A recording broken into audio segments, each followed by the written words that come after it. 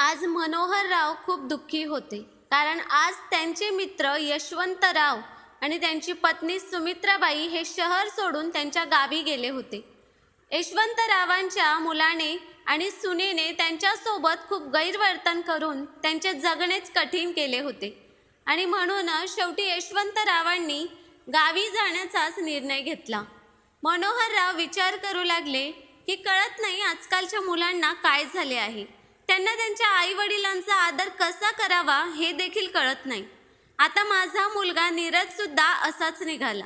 मी त्याला खूप मेहनतीने शिकवले आणि चांगला माणूस बनवले. आणि त्याने काय केले?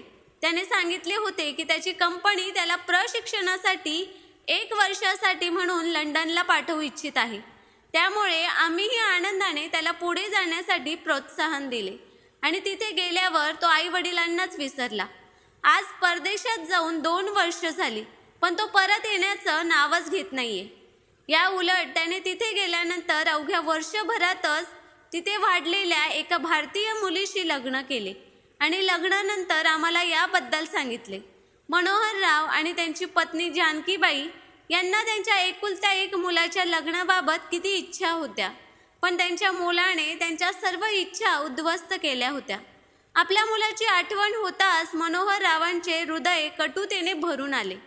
यासोबतच मनोहररावांची पत्नी जानकीबाईंना नीरजच्या लग्नानंतर अवघ्या महिनाभरातच निमोनिया झाला होता. तो काळही त्यांना आठवला. त्यावेळी जानकीबाईंना हॉस्पिटलमध्ये दाखल करण्यात आले. त्यांची तब्येत खूपच खालावली असल्याचे डॉक्टरांनी सांगितले होते. मनोहरराव खूपच घाबरले होते आणि त्यांना वाटले होते की आपली पत्नी आता जिवंत राहणार नाही. म्हणून त्यांनी आपला एकुलता 1 मुलगा नीरजला फोन केला. त्यावेळी नीरजने येण्यास असमर्थता व्यक्त केली होती. त्या दिवसापासून मनोहरराव आपल्या मुलावर खूप रागावले होते. तो त्यांच्या मनातून पार उतरून गेला होता. त्यांच्या पत्नी जानकीबाई त्यांच्यासाठी जेवण घेऊन आल्या तेव्हा मनोहरराव विचारच करत होते. मनोहररावांनी पत्नीला पाहताच डोळ्यातील अश्रू लपवायला सुरुवात केली. दोघे पती पत्नी एकत्र बसून जेवू लागले. आता दोघेही एकमेकांचा आधार झाले होते. जानकीबाईही आपल्या मुलाला विसरून नवऱ्यासोबत उरलेलं आयुष्य घालवण्याचा प्रयत्न करत होत्या. दोघांनी जेवण केले तेवढ्यात फोन वाजला. मनोहररावांनी फोन उचलला तेव्हा नीरजचा फोन होता. नीरज म्हणाला, बाबा, मी माझ्या कंपनीत बोललो आहे. आता मी कायमचा भारतात येत आहे. आता मी फक्त तुमच्या सोबतच राहीन. तुमची सूनही भारतात येण्यासाठी खूप उत्सुक आहे. सुनेचे नाव ऐकताच मनोहररावांच्या नसा फुटायला लागल्या. लग्नानंतर सौम्यामुळेच नीरज बदलला आहे असेच त्यांना वाटायचे. मनोहरराव काहीच बोलले नाहीत आणि त्यांनी शांतपणे फोन ठेवून दिला. आजकाल असेच असायचे की नीरज जेव्हा कधी फोन करायचा तेव्हा नीरजच बोलायचा किंवा प्रश्न विचारायचा आणि त्याचे वडील काही शब्द बोलायचे किंवा शांतपणे नीरजचे बोलणे ऐकून फोन ठेवून द्यायचे, कारण अशा नालायक मुलाशी बोलण्याची त्यांची अजिबात इच्छा नव्हती. मग जानकीबाईंनी फोनबद्दल विचारले असता त्यांनी सांगितले की नीरज आपल्या पत्नीसोबत कायमचा भारतात येत आहे. हे ऐकून जानकीबाईंनाही फारसा आनंद झाला नाही. इकडे मनोहररावांच्या मनात काही वेगळाच गोंधळ सुरू होता. ते विचार करत होते की यशवंतरावांच्या मुलाने आणि सुनेने त्यांचा किती अपमान केला होता आणि त्यांना घरातून हाकलून दिले होते. आपल्या मित्राची अवस्था पाहून मनोहररावांना काळजी वाटली की परदेशात वाढलेली आपली सून आपल्या सासू सासऱ्यांशी कशी वागेल हे माहीत नाही. सुनेने इथे येणेच रद्द करावे अशी त्यांची इच्छा होती. सुनेकडून आपला अपमान होऊ नये म्हणून ते आपल्या मुलाला भेटल्याशिवाय राहण्यासही तयार होते. त्यांच्या मुलाच्या आगमनाची बातमी ऐकून त्यांच्या पत्नी जानकीबाईही फारशा उत्साहित झाल्या नाहीत. त्या एकदा मरणाच्या दारातून मोठ्या कष्टाने परत आल्या होत्या. अशा वेळी त्यांना काय हवे होते? एवढेच ना की ज्या मुलाला त्यांनी रात्रभर जागून वाढवले होते त्या मुलाचा चेहरा पाहावा, कारण त्यावेळी त्यांच्या आयुष्यातील किती वेळ शिल्लक राहिलेला आहे हे त्यांना माहीत नव्हते. पण आईच्या तब्येतीची बातमी ऐकूनही तोच मुलगा त्यांना भेटायला आला नाही. त्यामुळेच आता आईनेही तिचे हृदय दगडासारखे मजबूत केले होते. जानकीबाईंनाही आपल्या मुलाला आणि सुनेला भेटायचे नव्हते, पण त्यांची ही इच्छा पूर्ण होऊ शकली नाही आणि लवकरच त्यांचा मुलगा आणि सून येण्याचा दिवसही आला. मनोहर रावांना खूप काळजी वाटत होती की आता या वयात सुनबाई माहीत नाही कोणते दिवस दाखवणार. आजच्या मुलांची विचारसरणी अशी झाली आहे की ते मोठ्यांना आपल्या स्वातंत्र्यात अडथळा मानतात.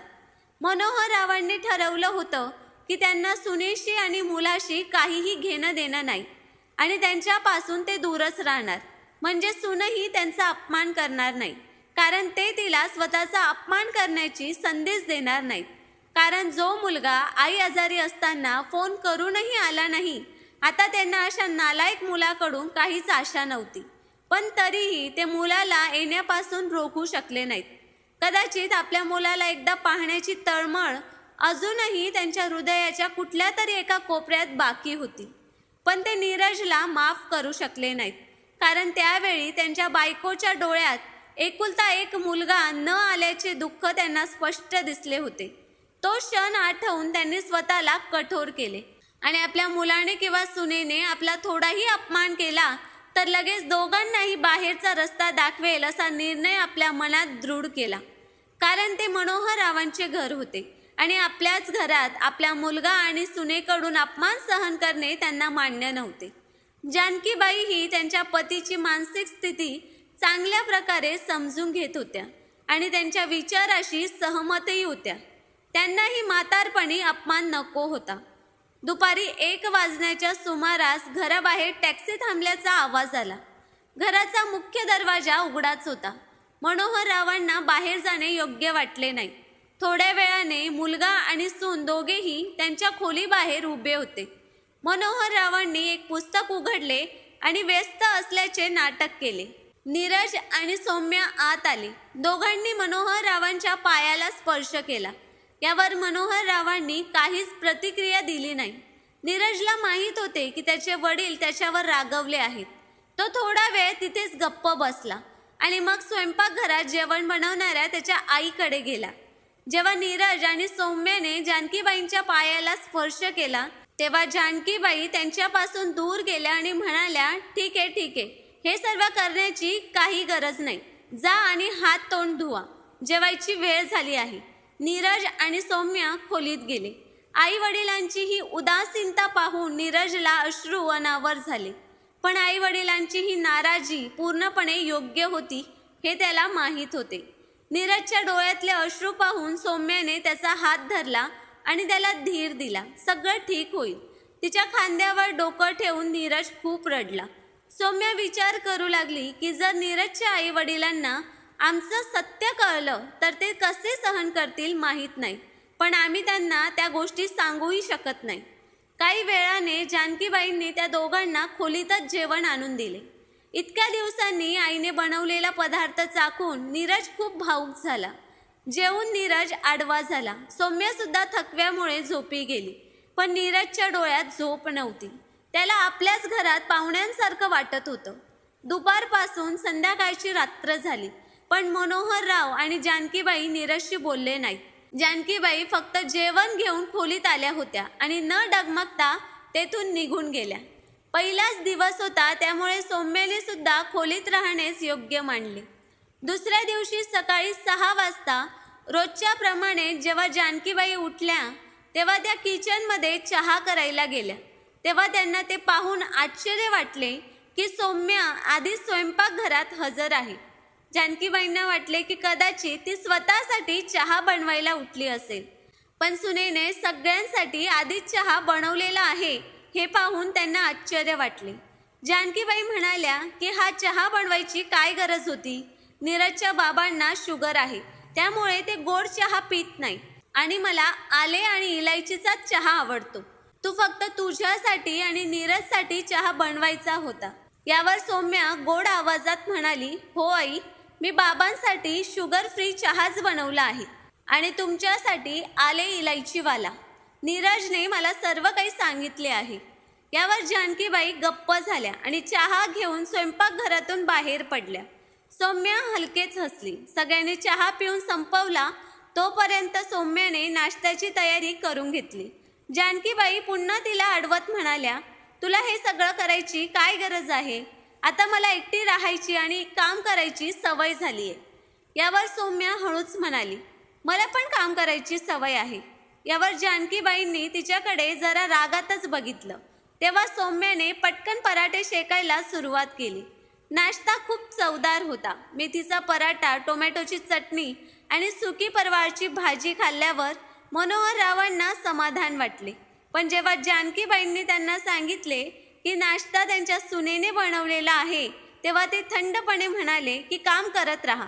आजकालच्या मुलांचा काहीच भरोसा नाही, म्हणून आराम करण्याची सवय लावू नका. जानकीबाई आपल्या सुनेला कठोरपणे काही बोलूही शकत नव्हत्या, कारण असेही जानकीबाई स्वतः एक साध्या सरळ स्वभावाच्या स्त्री होत्या. यावर सौम्याचे वागणे देखील खूप सभ्य होते, ज्यामुळे त्यांना सुनेबद्दलची नाराजी टिकवून ठेवता येत नव्हती. सकाळचा नाश्ता झाल्यावर सौम्या तेलाची बाटली आणि कंगवा घेऊन जानकीबाईंसमोर उभी राहिली. हे पाहून जानकीबाई विचार करू लागल्या की आता ही काय करणार. जानकीबाई तिला थांबवत राहिल्या, पण सौम्याने तिच्या सासूंच्या केसांना तेल लावले आणि केसांना विंचरले. बाहेरच्या सगळ्या कामाची जबाबदारी ही नीरजने घेतली होती. त्याने घरासाठी रेशन, भाजीपाला वगैरे आणायला सुरुवात केली. आठवडाभरानंतर तोही कार्यालयात रुजू झाला. सौम्याने तिच्या सासू सासऱ्यांचं मन जिंकण्याचा प्रयत्न सुरू केला होता, पण मुलगा आणि वडील यांच्यात अजूनही एक अदृश्य भिंत होती. जानकीबाई ही आपल्या सुनेशी सामान्यपणे बोलू लागल्या. त्यांना सौम्याचे वागणे खूप मैत्रीपूर्ण वाटले. जानकीबाईंनी जशी आपल्या सुनेची कल्पना केली होती, सौम्या अगदी तशीच होती. मनोहररावही आपल्या सुनेच्या सेवेच्या भावनेने प्रभावित झाल्याशिवाय राहू शकले नाहीत. पण कठीण काळात आपला मुलगा आणि सून त्यांच्याकडे का आले नाहीत, असा एक खळबळजनक विचार त्यांच्या मनात अजूनही होता. जेव्हा कधी नीरज जवळ बसून वडिलांशी बोलण्याचा प्रयत्न करत असे, तेव्हा त्याचे वडील फक्त हो, नाही असेच उत्तर देत असत. मनोहरराव नीरजकडे आपली नाराजी स्पष्टपणे व्यक्त करत असे आणि यामुळे नीरजचे मन अगदी दुःखी झाले होते. महिनाभरानंतर एका रविवारी नीरज घरीच होता. त्याचे आई वडील मंदिरात गेले होते. तेव्हा तो त्याचा जुना अल्बम उदासीने बघत होता. त्यावेळी त्या फोटोमध्ये तो आपल्या आई वडिलांसोबत किती आनंदी होता आणि आज सगळेच किती बदलले आहे याचाच विचार करत होता. सौम्या त्याच्याकडे आली आणि त्याला उदास पाहून समजावू लागली की हळूहळू सर्व काही ठीक होत आहे. आई बाबा नक्कीच आपल्याला माफ करतील. यावर नीरज म्हणाला, माझी मजबुरी आहे की मी त्यांना खरं सांगू शकत नाही, कारण त्यांना खूप वाईट वाटेल. त्यांना एवढाच राग आहे की मी त्यांच्याशिवाय तुझ्याशी लग्न केले आणि आईच्या आजारपणात इथे येऊ शकलो नाही. पण मी कोणत्या परिस्थितीत असे केले ते त्यांना माहीत नाही. त्या दुःखाच्या दिवसांचा विचार करून सौम्या उदास झाली आणि तिच्या डोळ्यात पाणी येऊ लागले. भरल्या गळ्याने ती म्हणाली की ही माझीच चूक आहे. मी तुझ्याजवळ लग्नाचा हट्ट धरला, कारण तुला कॅन्सर झाल्याचे कळल्यावर तू माझ्यापासून दूर पळायला लागला होतास. आपले तर एकमेकांवर प्रेम होते ना, म्हणून मला तुझी जीवनसाथी बनून तुझी काळजी घ्यायची होती. तुला त्या आजारातून बाहेर काढायचे होते. तुला असं तुटलेलं पाहून मी पण तुझी नवरीच होणार यावर ठाम होते.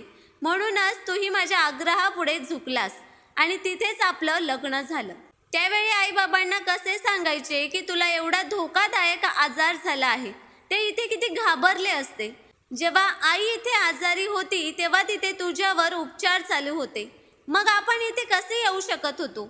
नीरज रडून म्हणाला, माझा जीव तर वाचला, पण माझ्या आयुष्यातील नाती माझ्याशी रागवली. मला माझ्या मुळापासून कापल्यासारखं वाटते. आता मला असे वाटते की मी माझ्या आईवडिलांचे प्रेम आणि विश्वास कायमचा गमावला आहे. असे म्हणत नीरज ढसाढसा रडू लागला. सौम्या त्याला धीर देत होती. तेवढ्यात मनोहररावांचा आवाज आला. ते कर्कश आवाजात म्हणाले, बेटा, तू हे काय केलंस. तू तुझ्या वडिलांना एकदा तरी सांगायला हवं होतंस. तुम्ही दोघांनी हे सगळं एकट्याने का सहन केलं. मी तुला नेहमीच दोषी मानत होतो, पण तू स्वतःच संकटात सापडलास. जानकीबाईंचेही डोळे भरून आले. त्यांनी आपल्या मुलाला आणि सुनेला प्रेमाने मिठी मारली आणि म्हणाले, तुम्ही दोघांनी नेहमीच आमची मने जिंकण्याचा प्रयत्न केला आणि आम्ही तुमच्यावर रागवलो. मी माझ्या संगोपणावर संशय घेतला, पण तुम्ही लोक खूप संघर्ष करून इथपर्यंत पोहोचलात. यावर नीरज ओल्या स्वरात म्हणाला, मी तिथे दुसऱ्या देशात जीवन मरण याच्यामध्ये झुलत होतो. तुम्ही लोक इथून काही करू शकत नाही, म्हणूनच मी तुम्हाला ते सत्य सांगितलं नाही. मला माफ करा. मनोहर रावांनी त्यांच्या मुलाच्या डोक्याला हात लावला आणि म्हणाले, बेटा, आता वाईट काळ संपला आहे. आता सर्व काही ठीक आहे ना? सुनबाई, तुझ्या आयुष्यात आल्यापासून तू बदलला आहेस. असाच गैरसमज मी करत राहिलो. मला प्रश्न पडायचा की परदेशात वाढलेल्या मुलीला आपले संस्कार काय समजतील. पण सुनबाई खूप सुसंस्कृत आहे. आज मला माझ्या सुनेचा अभिमान आहे, जिने माझ्या मुलाला अशा कठीण परिस्थितीत साथ दिली. आज मनोहर रावांचे संपूर्ण कुटुंब खूप आनंदी होते, कारण नात्यातील सर्व गैरसमज दूर झाले होते आणि आता सर्व काही स्पष्ट होते. आता मनोहर रावांच्या संपूर्ण कुटुंबात फक्त प्रेम होते. मित्रांनो, अनेक वेळा आपण न समजता कोणाविषयी मनात कल्पना तयार करून घेतो, पण परिस्थितीची जाणीव नसल्यामुळे आपल्याला सत्य समजत नाही. पण जे लोक बरोबर आहेत त्यांच्याशी कधीही चूक होऊ शकत नाही आणि काळाबरोबर सर्व गैरसमज दूर होतात. त्यासाठी खऱ्या मनाने प्रयत्न करण्याची गरज असते. तर मित्रांनो, कथा आवडली असल्यास व्हिडिओला लाईक, सबस्क्राईब आणि शेअर करायला विसरू नका. धन्यवाद.